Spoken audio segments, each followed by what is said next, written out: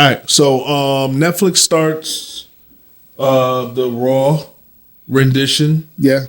January 6th. Monday.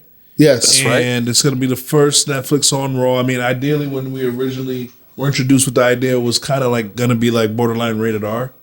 But I guess they pulled it back to like in between PG and like PG-13 now. I think it's going to be mostly PG. Yeah. So, I mean, maybe a little edgier. But we just kind of like want to highlight some of the matches that are going to be on Netflix because they loaded the card up kind of like it was like a mini pay-per-view. So I'm guessing they're trying to get as many views as possible. They're saying it's equivalent to WrestleMania. Yeah. So they're WrestleMania status. That's what they're saying. You know, Well, they got to do it. It's the first show on Netflix. Exactly. My only issue with the Netflix thing, are we going to get the first few shows like the Tyson fight?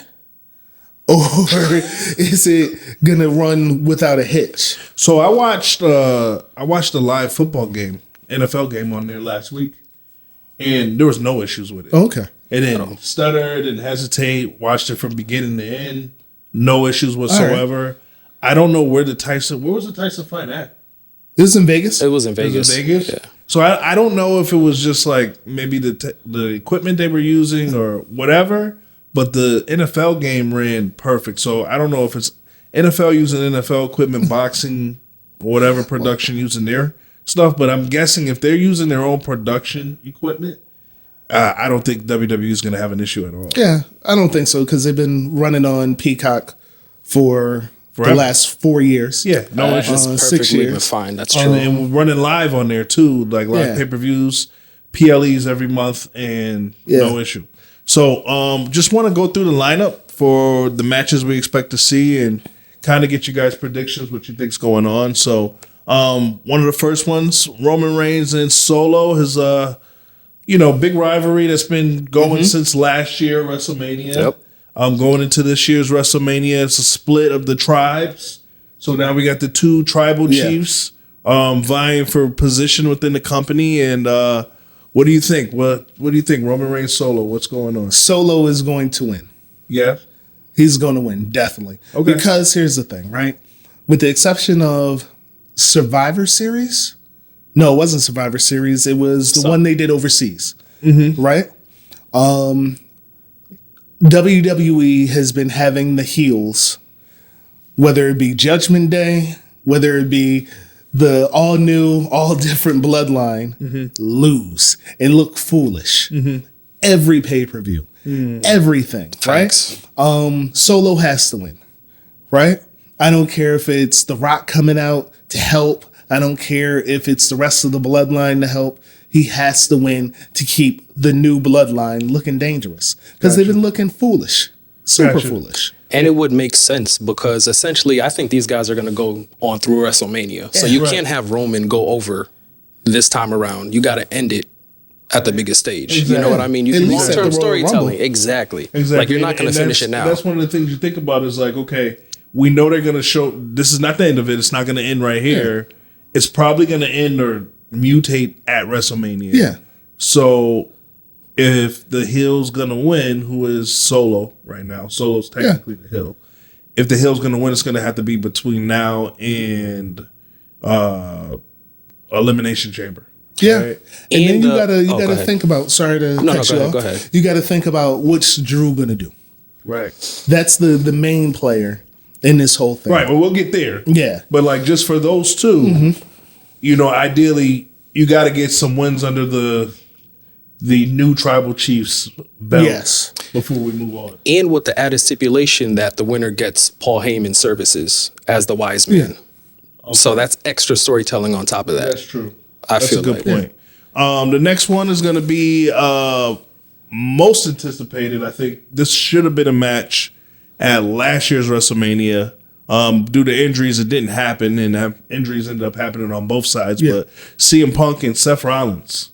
Punk came into the WWE. His big explosion back happened at Survivor Series War Games year before last, or the year before this last one. So Yeah. 2023. Yes. 23, yep.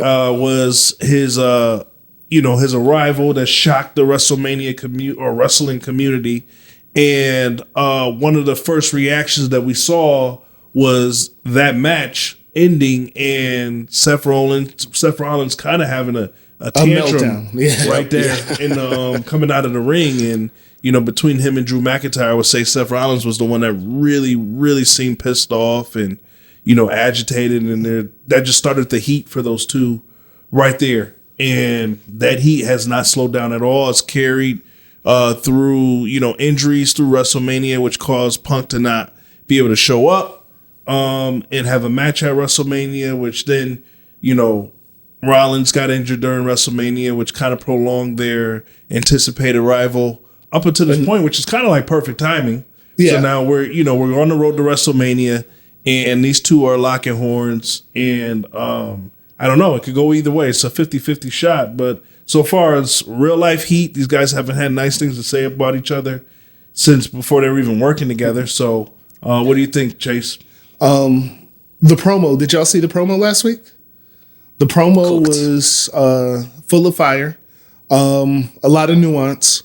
I feel that there's going to be some funny business going on where it might be the dusty finish where nobody wins. Okay. To be continued. It has to be continued. Right. Because offline, me and Steve had a conversation about who's going to be the main event of WrestleMania Night 1. And we both agreed that it's going to be Seth and CM Punk. That's the only viable decision for the main event, right? That's a fact. Gunther though he's been a great, decent champion, he hasn't been the best money-making champion, right? So I think it's going to be a dusty finish. But if it's not, then we're going to go with CM Punk, and then Seth loses his stuff. Okay, I like that. I'll go opposite, though. I think Seth goes over and CM Punk wins at WrestleMania, because this is another one where I think it's long-term storytelling. I don't think they just finish it yet, but I think there'll be some funny business with the finish. Now, the only reason... Funny business on whose side, though? Helping, Seth, in my opinion, Seth.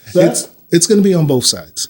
Okay. Right? Where it's either funny business on somebody winning and it's not clear, like this person had the person beat, but then somebody came out and they do the funky finish where it's the roll up, right? Right. Or some nonsense happens. So you think, like you're saying, like maybe McIntyre gets revenge on Punk type of thing? I think McIntyre's done with Punk for now. Okay. Or maybe Bronson Reed comes out and gets revenge on Seth.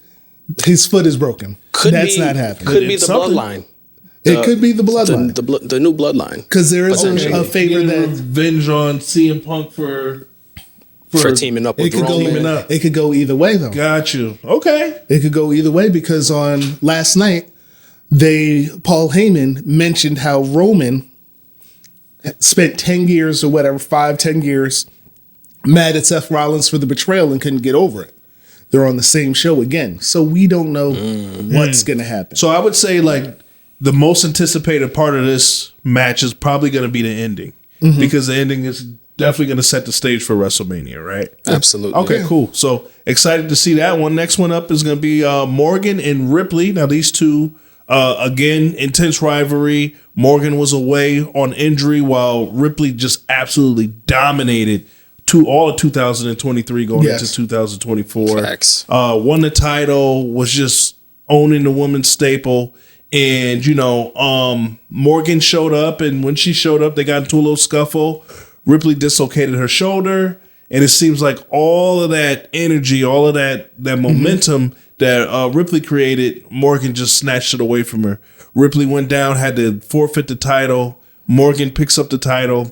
Morgan goes on to overseas and wins the big title over in where did they wrestle at in Saudi Arabia? Yeah, Crown Jewel. Crown Jewel introduced this first time men's and women's championship, which was just absolutely gorgeous. And we all know that if Ripley wasn't injured, she definitely would have walked away with that, or she had the best chance to walk away with it before Morgan. And unfortunately, she wasn't able to wrestle. So Morgan's been kind of just stealing the steam to go as far as even taking Ripley's boyfriend and just everything that belonged to her now became Morgan's. So another anticipated match, huge rivalry for the women's division. What do you think is going to happen, Chase? So I think Liv goes over. Okay. Because you still got Royal Rumble, you still got Elimination Chamber. Okay. Now looking beyond that, like to steal a line from Canyon, who better than Canyon? Who better than Liv right now? Right? Becky Lynch is out raising kids. Alexis Bliss is an afterthought at this point. Charlotte is out. Charlotte comes back, but is she going to go after Rhea, or is she going to go after the SmackDown belt? Right? Oh yeah, because there's one person on SmackDown that needs an opponent, right? And that is Bianca Belair, because she's undefeated at WrestleMania. So I say that Liv goes over because she's been going over for the longest time. The only member of the Judgment Day who has been winning consistently and needs to win consistently at this point, because that win at WrestleMania means that much more.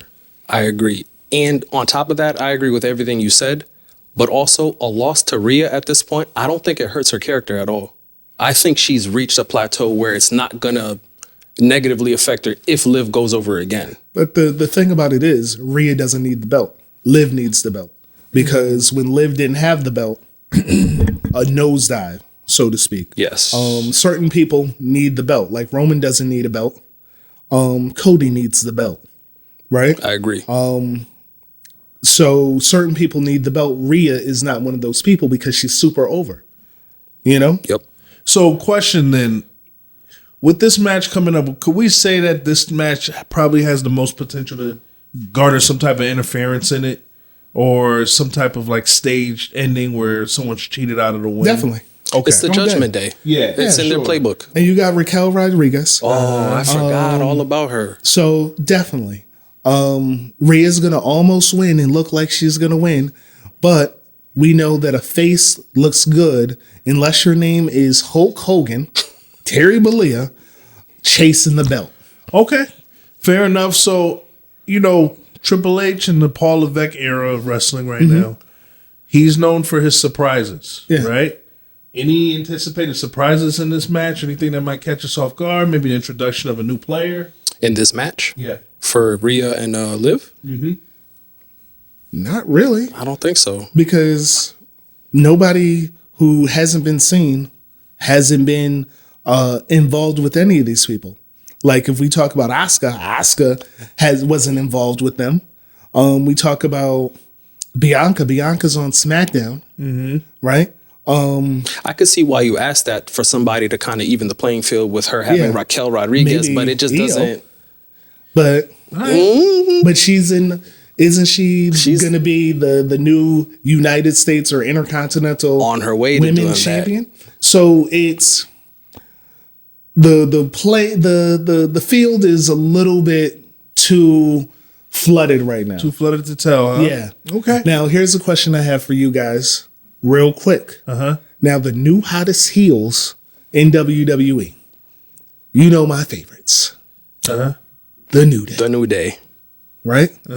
I think, speaking of Monday, I think this is going to be the introduction of one Penta El Zero. They've been talking about that. Him coming to WWE. He signed, what, about a month ago or so? Yeah. So they haven't wrestled yet. They've been getting booed out of the building.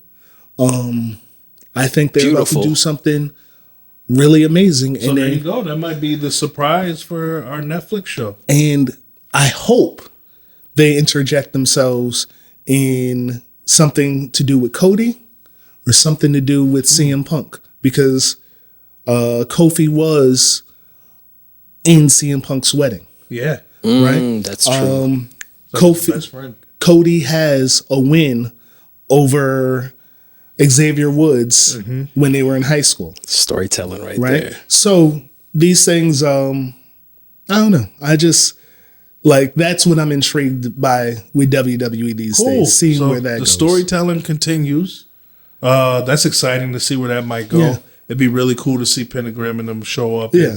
And, just pull an old school WCW invasion on the WWE, especially on a special night like Netflix. Very last match that we're gonna go over. One of my favorite new characters in WWE has kind of recreated himself. One of the older rivalries of all the four that we're going through, with Drew McIntyre coming back against main event Jey Uso. Jey separated himself from the Bloodline shortly after WrestleMania, and Mr. McIntyre, he became almost like a face heel because you understood his frustration. Yeah. They made it very clear what he was angry about. Even though he still kind of kept that heel persona and kind of flourished during it, he's continuously come up short. He's made excuses, and that's been something that they've hung over his head. Mm-hmm. He's really blamed the Bloodline for a lot of his downfalls and turmoil that he's experienced. Even though main event Jey has separated himself from, the Bloodline, he's reunited with them, which is just sparking that flame within McIntyre to make him want to go after main event Jey even more. So one of the bigger rivals, Jey has reinvented himself as main event Jey. He's gone out. He's already won the Intercontinental title. He's made a huge name for himself. Arguably the best intro walk-in of any introduction in the WWE right now. Of the last 10 years, definitely. And, you can't, we were at WrestleMania, this past WrestleMania, and when he came out, we were losing our mind out there. Yeah. So, really excited to see him throw down with McIntyre, who, again, is coming off a huge injury, wrestling CM Punk, but, again, probably a 5-star match with him and CM Punk. And, best match on the card. Definitely huge opportunity to see some fireworks again with these two. What do you see happening? So the thing that makes Drew so good is that he's right. Right? Drew held, him and Bobby Lashley held WWE together during the pandemic era. Right? When Roman comes back, steals the thunder from Drew. He's right. Dead right. Right? And I think that's what makes a good heel. That's what makes, even going back to the New Day, they're right. Right? They are right. They're not wrong. Drew is not wrong. How are we supposed to forgive this guy, Jey, who's been a jerk for the last 3.5 years, 4 years, talking about welcome to the Uso penitentiary and all this other stuff, being a goon, and now he's the good guy, right? And they've cheated Drew out of winning the belt multiple times. Jey was instrumental out of cheating him in London. Drew's going over. Absolutely. Drew's beating the brakes off that man. What do you think? Absolutely. I think Jey has also reached the plateau where he's not going to lose anything if he loses the match. Well, the thing I don't think so. Here's the thing, right? Jey Uso's the junkyard dog. Right? He's popular. He's great. But he's junkyard dog. JYD. Show me them cakes. Right? That's all he's going to be unless he breaks through the glass ceiling. It's not going to be on Monday. It's not going to be on Monday at all. Okay, so we definitely got Drew. What do you think Jey needs to break through? He needs a great rivalry, right? That's the one thing that's missing in WWE outside of Drew McIntyre and CM Punk, right? The biggest thing, the great rivalry. Gotcha. Right? When Bret Hart was the champion, when he turned heel, who was his rival? Shawn Michaels. Stone Cold Steve Austin. Yeah, it was Stone Cold. There you right? Go. Yeah. Then it was Shawn Michaels. Yep. Right? When Shawn Michaels was the champ, it was Undertaker, Stone Cold, you name it, but those were great rivalries. Yeah. Right? Yep. Hulk Hogan, Bobby the Brain Heenan, and whoever he brought out of the woodwork. Right? So, anyway. Right? So when you look at people like Cody, you look at people like Gunther, yeah, they could wrestle. They're good in their positions. Cool. But who are the people that are going to make you believe that they could lose at any moment? Who are the people that are going to make you believe that this guy overcame a big challenge? right? When Roman was the champion, and the reason why Roman was a great champion, all of those guys that he fought were viable contenders. From Brock all the way down. Right. Even when he pinned Edge and Daniel Bryan on top of each other. Nobody expected that. You know? Yep. So it's with Jey Uso is his rivalry. You know? And he beats Braun Breaker, gets beat up by Braun Breaker, then he goes back and rejoins the bloodline. Right? Mm-hmm. He's now a stooge again. Essentially. Right? Mm-hmm. So then the anticipation then is, you know, hopefully this creates the rivalry that he needs to push him over the top. And I think we're all in agreement when we're hoping that this match between Jay and McIntyre is 100 times better than the match between Jay and his brother Jimmy at WrestleMania. Awful. That was awful. That was horrible. That was the worst match on the card. Let's stay tuned. We'll follow up with this one after Monday. And check out WWE Raw Netflix on the 6th of January. Don't forget to follow, like, and subscribe. Peace. Peace.